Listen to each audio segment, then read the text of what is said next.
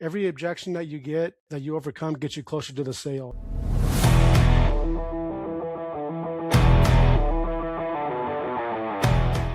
We're going to get into it today, guys. Thanks for coming back to the Appliance Blueprint podcast. We got my buddy Sam here today. He's got tons of experience with selling and some financial experience. So we're going to talk today a little bit about selling the product. So right now, so far, we've learned how to look for the right products to fix, where to find them, how to list them. And now we're going to talk about actually closing the sale with the customer. So I know a lot of times when I first started off, one of the biggest obstacles I had to come over was people that were nervous about buying used appliances. A lot of people, they just, they doubt it. They're afraid that it's not going to work, that it's broken, that you're just going to, screw them out of your money, a lot of things like that. So, Sam, what do you think is some pointers that we can do to kind of overcome that first, when you have that customer that's really nervous and kind of hesitant about buying anything used to begin with? What do you think? Yeah, well, I think first and foremost, you as the seller have to get over that objection yourself. And what I mean by that is think about how you purchase your everyday products and how you interact with salespeople. If in your mind, you're not sold on the testing you did, the cleaning you did, if you're not truly, I guess, bought into that, then that first objection is going to throw you off because you feel the same way. And so one of my old sales managers, taught me, when I was starting my career off, he says owners or buyers.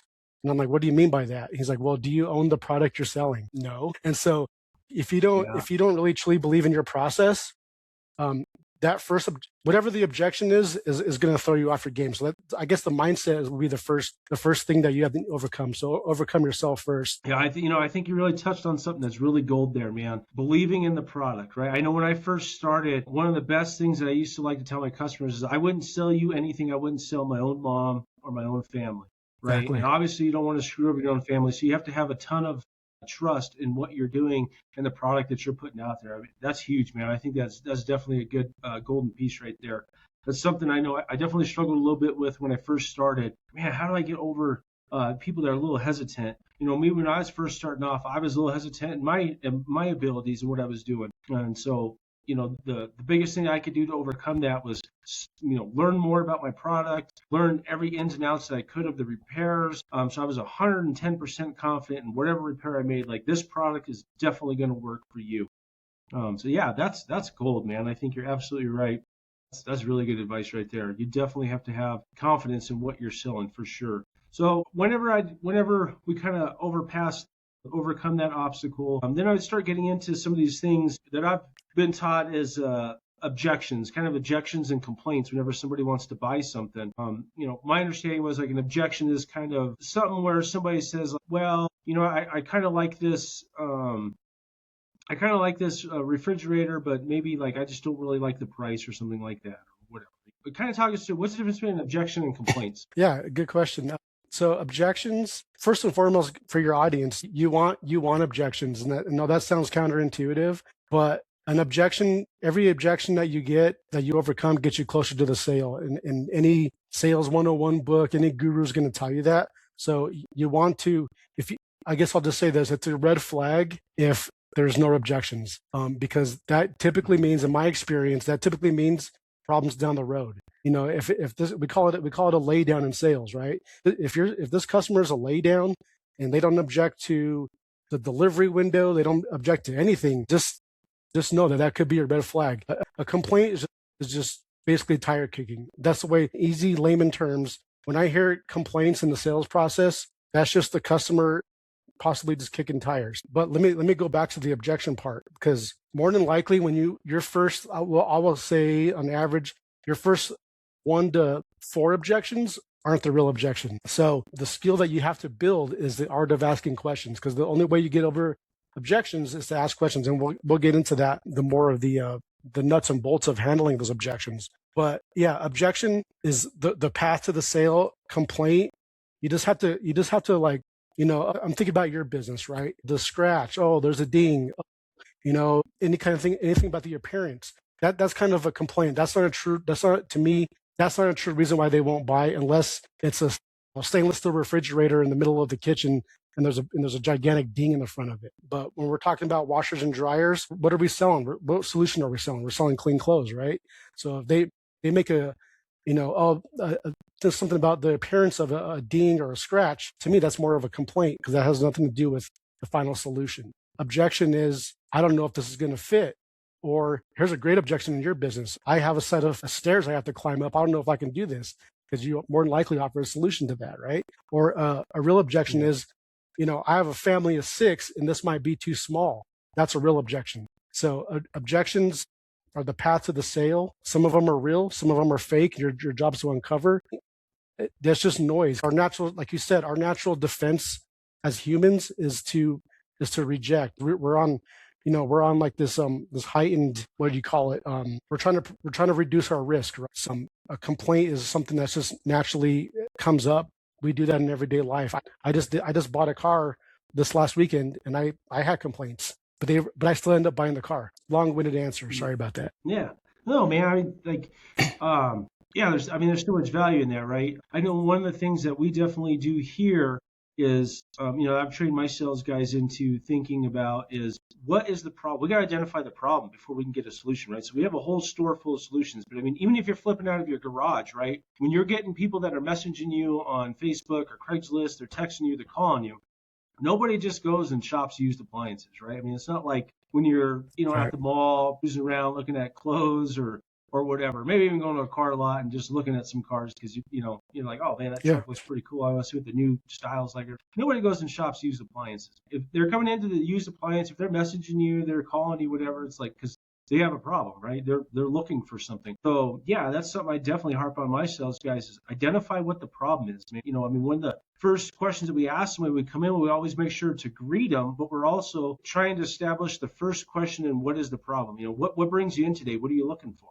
Right, so we can already figure out, okay, so you're looking for a refrigerator? Okay, so before you even ask any other questions, that must be the problem, right? You need to keep your food cold, or I know if it's the summertime, right, it's fridge season, you probably need to keep your beer cold. You need, an extra beverage cooler. So that already starts to lead down that path, and then we can clarify that by asking more questions, just like you said, man. Yeah, I mean, that's like invaluable, I think, So I think having a good understanding between differences of complaints and objections is really valuable in helping to figure out which way to best solve the problem for your customer. And that's something I always tell my sales guys too, is we're not necessarily a sales guy. We're not selling something per se. We're solving problems, right? Yeah. And the better you are at being able to figure out what the problem is and offering a solution to that problem, the better your sales rate's going to be, because at the end of the day, that's what people are looking for, is a solution to their problem, right? So, absolutely. Yeah, that's awesome. So, dude, one of the most common objections that I usually get whenever somebody comes in is, how long will it last? I can't tell you how many, if you were to take the conversations that you have with a customer, whether it be over the phone, in your store, whatever, you're generally going to have probably like the same 10 complaints over and over. There are the same objections, the same comments, right? The same questions. Yep. Over and over. So one of the things I learned was write those down. When somebody says that to you, try to remember that in the conversation once it's done. Write down that question or whatever it was, the complaint that they had, and then try to think of at least a good 5 responses to it. And then going forward, what I usually try to do is I try one of those different 5 responses the next time I get that question, because I already know it's going to come back up. And then determining how the response is from the customer, then I either say, okay, well, that's a response that's probably going to work, so I'll keep that like in my tool bag, and then so I could build that to at least have 3 or 4 answers, to the customer that I can kind of have in my toolbox and kind of circle back around to. And if it doesn't work or it doesn't give me a good response, I'm like, okay, scratch that one out. Let's not ask that one again, or not ask it in that way or whatever, But one of the biggest objections or complaints that I get right away, man, is somebody asking, how long is this thing going to last? And it's such a tough question, because it's a used appliance. I don't have a crystal ball. There's no way to look into the future. What's some pointers that you have that is a good response to that, or how would you handle that if somebody came up to you and was like, hey man, how long is this going to last? And I know it's kind of hard because you don't sell necessarily used appliances, but what's what's something that you would think? I think like that question, you said it comes up often, and that's because we have experiences as shoppers. I mean, you've bought stuff that has broken. I've bought stuff. I mean, bought a brand new house that broke, And so that's a natural question to ask. So again, going back to my first statement, obviously you have the confidence that you tested, and this goes back to a couple of videos ago. I think your first video, like you have to take your time and really test your product, like you said, because this is going to come into this answering, and I'll get to the point here. So if I'm on your showroom or I'm texting somebody through our Craigslist or whatever mechanism you have for your distribution, how long is it going to last? And then the response is, oh man, get on their level. That's a good question. I mean, I can get why you asked that. Have you bought something before that broke? Like, just start getting the conversation, start getting them talking, because that's a perfect defense response mechanism, question to ask as a consumer. And so you don't want to like not answer the question, right? But then, like you said, you don't have a crystal ball, but get them talking. Get them to explain to you a previous scenario that they've been through that was bad, and then that they're going to give you clues to more objections that you can overcome to actually build the value. So what do I mean by that? Like, well, if you bought something before that broke, yeah, I bought this used car on Craigslist or on Facebook Marketplace, and the owner just kind of blew me off. They're going to start talking. Then your job there is just to zip it and listen for those clues, and then if they say something like that's revealing, like the owner just blew me off, you're gonna be agreeable. You're going to actively listen, and they're gonna be, yeah, that's happened to me before. But here's the great thing, Mr. Customer. You and I both know that we don't have a magic ball. Nothing lasts forever. But the good thing is, we're offering a 90-day warranty. Whatever other extra value add that you're offering. We spent hours testing these things. Whatever is built into your presentation deck, that's when you kind of go into that. And then you're going to ask, like, is that what worries you the most? And then they're going to be like, yeah, and then X, Y, Z. Again, more problems to solve, right? So I guess on how long is this going to last? Just act like you're standing by their side and like, yeah, I'm kind of worried too. I buy stuff too that breaks, and that does suck. And when's that happened to you before? And just get them to talk, and they're going to give you clues on how to overcome that. Yeah, I think touching especially like on the warranty, man, is such a good topic. We won't dive in too much right now into warranty and add-ons. We'll save that for another episode. But yeah, the warranty is definitely something that can help to take those worries away, and it can actually increase revenue into your business because it's an extra add-on, bringing an extra revenue in a sense of assurance to the customer. You can market things. You could have extended warranties. You can offer a basic warranty. All these other things. We'll save that for another episode to dive more into that. But yeah, definitely, I like what you were saying, touching on the warranty. Yeah, for sure, man. That's definitely something that helps out with that.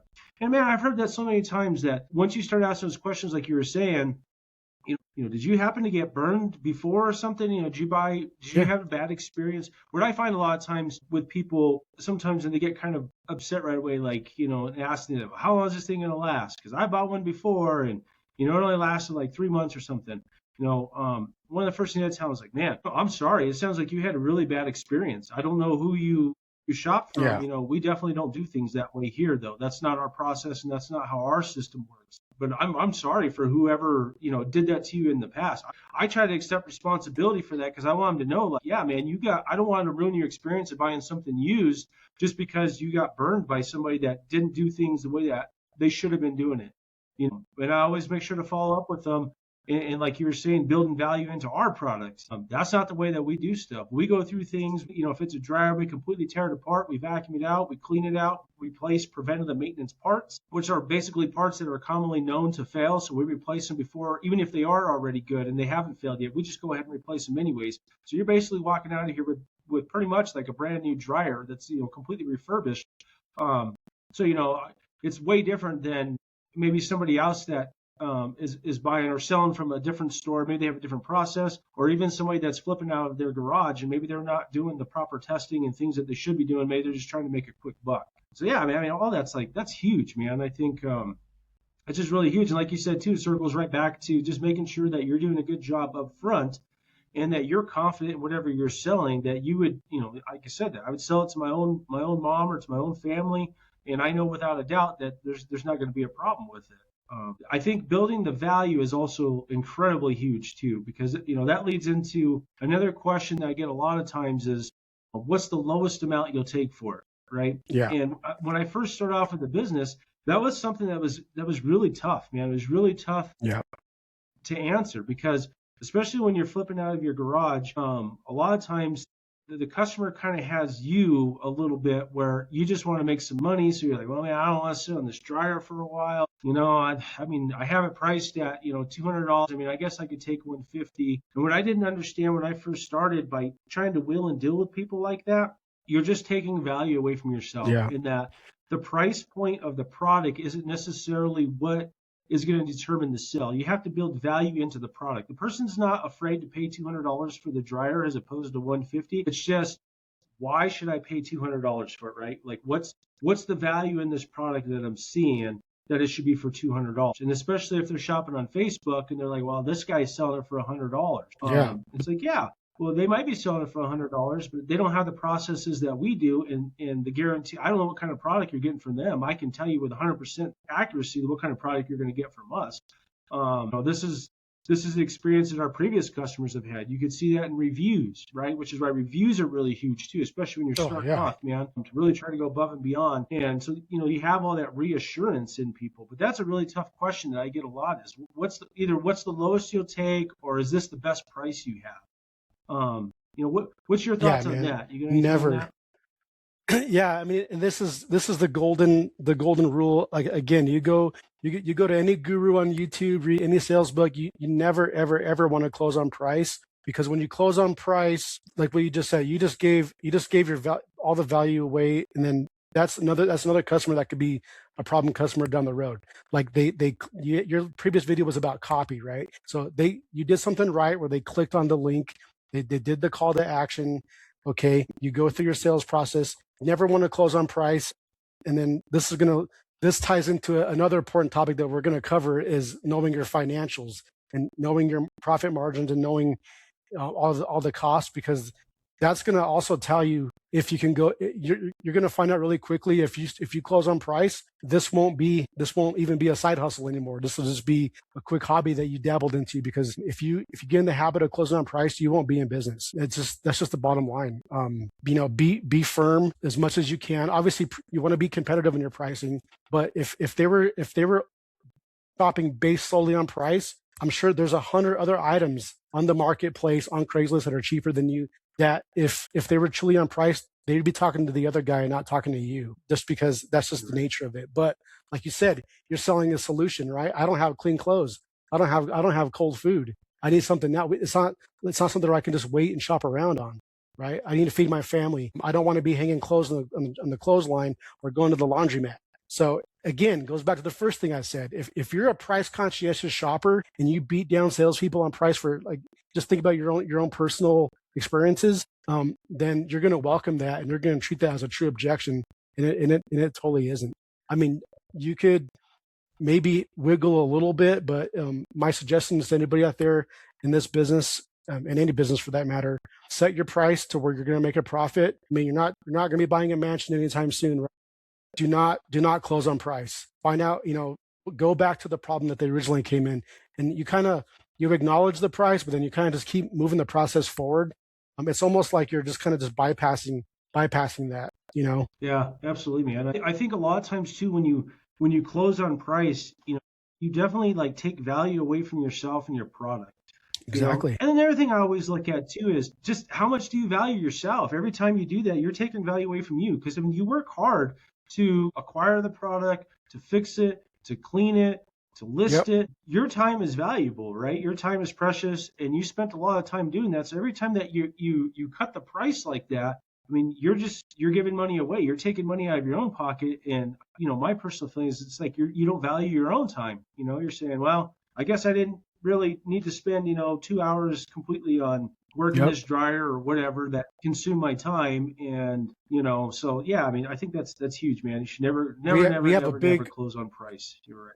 We have a big retailer here in Colorado, a big furniture retailer here in Colorado. Most folks around here know who I'm talking about. That owner never reduces prices ever. Even when they say this is sale, it's at most a 1 or 2% discount. He never closes on prices because he knows the value that he knows the demographic he's targeting, and he knows the value that he provides. And he's been in business for 50 years. Never goes down on price. Yeah, talking about sale, man, that's such a good topic too. I mean, we go a whole way into that. We'll save that for another podcast, but just touching a little bit on it. Sell. The point of sell. What is the point of sell? Create an urgency, right? That's another very good sell tactic, is to create urgency when it goes to the customer. So, like I said, we could save it for a whole other podcast, specifically talking on sales, but just touching on a little bit. Like you said, a lot of sales in the industry, they're not really sales, right? It's like gradually over time, if you pay attention to prices, especially at like a lot of the big box stores, gradually over time, prices will slowly rise without you really noticing. And then when they get to those big like Black Friday day sales, Business Day sale, or whatever, and they offer it for sale, really you're getting the product for the normal cost. Right? It's just, it slowly tracks and goes up, and then it hits here and it's like, okay, hey, we're having a sale, 20% off or whatever. When really what you don't realize is over the last 6 months, they've raised the price 20%. Yeah. But that sale creates an urgency, right? And if you're flipping out of your garage, another way, if you don't have a store and an ability to necessarily like say, list this item for sale or whatever, if you have enough items out of your garage, it might be something you could do. But, there's other ways you can create urgency too, with saying things that I think necessarily aren't necessarily like a gimmick, but like, hey, one of the things I like to use when people ask, like, well, what's the lowest amount you'll take? Well, this product is really limited, and I've already had 3 or 4 people contact me about it today. So I don't know, products move really fast. So I'm pretty firm on my price right now, because I think the product's going to move fast. And so just using some keywords like that in some different ways like that to create urgency, I think can really help you to move product as well. Can you touch a little bit about urgency and how to create urgency? Well, yeah. I mean, so I'm talking to the flippers out there out of their garage. So obviously there's an urgency component to it, but this is not a gimmick. There's really a scarcity problem here, because chances are, as the flipper in the garage, you don't have 20 of those same units in your shed or in your backyard, right? You might have 1 or 2. So there is a scarcity issue there. This is my last one like this. I don't know how long it's going to last. I've gotten 5 calls on it. There's your urgency, but there's a true scarcity, because I only have 1 of this exact unit at this exact price point.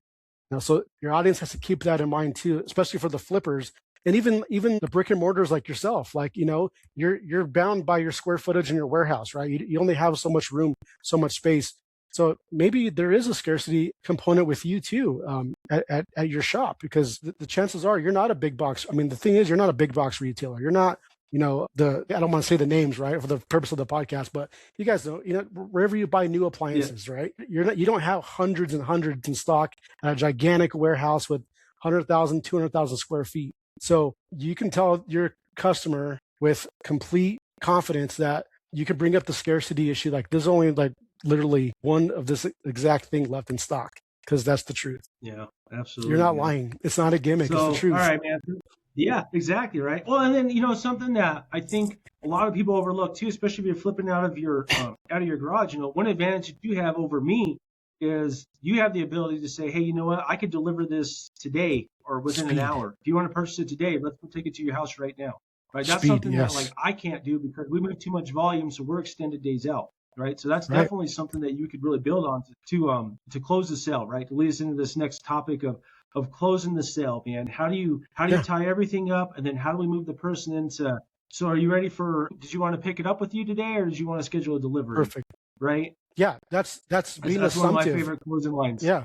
That's exactly what you guys should be doing. Be assumptive. Okay, assume that they're going to take this. Do you want it before or after lunch? Or but I mean, you guys probably have the couple of lines in your toolbox that you use. But the important thing about the close is be assumptive. Assume that they're going to take it, and assume that we're doing business. So yeah, do you want it delivered, or are you going to pick it up? That's a good one, because that assumes they're going to take ownership. Are we taking your old one? We're taking your old one off your hands, right? Oh, I didn't think you guys do that. How much do you charge for that? Oh, don't worry about it. I got your back. Or whatever your model is. Some of you might charge for that, but that's just another one too. Is like, what are you doing with the old one? I don't know. House scrap. Yeah, I could take that off your hands. Don't worry about that. Yeah, you have stairs. Am I going to go up 2 flights of stairs or 1 flight of stairs? 1. Okay, do you want? I can be there after lunch or before. You know, those kind of things. The concept is be assumptive. Assume the close, and then typically that's when you'll get another objection too, and then you'll start the whole kind of like process over of overcoming. But simply ask for the sale. I mean, that's just it. You have to ask. You know, there's going to be awkwardness. ABC, right? This, always be cordial. yeah, that's gold. I lost your video. Hold on. Sorry about that. Okay, can you hear me now? Yeah, I think that was on me. Sorry. Yeah, the last comment deserved that. Okay, so yeah, so ABCs, man, always be closing, right? Yeah, I mean, you're not a nonprofit, so don't be afraid to ask for the sale, because this is what you're doing. This is why you got into this, right? You clicked on TJ's first video, said how to make $3,000 as a side hustle. You're not a nonprofit, so don't be afraid to ask for the sale, and don't be afraid to be assumptive. When you do get pushback, because you often will, at that point, that's typically when the real objections, the real reasons why, the real issues that they have that you have to solve for. Yeah, absolutely, man. So yeah, I think I think we covered pretty much everything today, at least the basis of how to close the sale, right? How to overcome some objections, how to deal with low price offers, and then how to try to go ahead and close the sale and move on to the delivery or whatever else that you're doing there, so we can put some money in your pocket. So this, thanks Sam for coming on today, man. Yeah. This was awesome talking to you. Hopefully we can get you back on soon. I know we want to have another podcast soon talking about profit versus net profit. Big difference there, guys. If you don't know the difference, you're definitely going to want to tune into that, because if you sell a dryer for $150 and you paid $40 for it and you think you made $110, you're probably wrong. So knowing what your real numbers are definitely helps in the sales too. Like we were talking about earlier, so you know exactly what your low price is. It helps you with pricing your product, so you know what you need to sell it at to be able to make a profit. Absolutely. And all things like that. Yeah, I think it's going to be great, man. If you guys haven't already, subscribe to the Appliance Blueprint podcast. You can check us out on Facebook at the Appliance Hustle Facebook group. Lots of tips and tricks being shared in there that you may not necessarily get in some of these other groups. As always, guys, have a blessed day, and we will see you next week.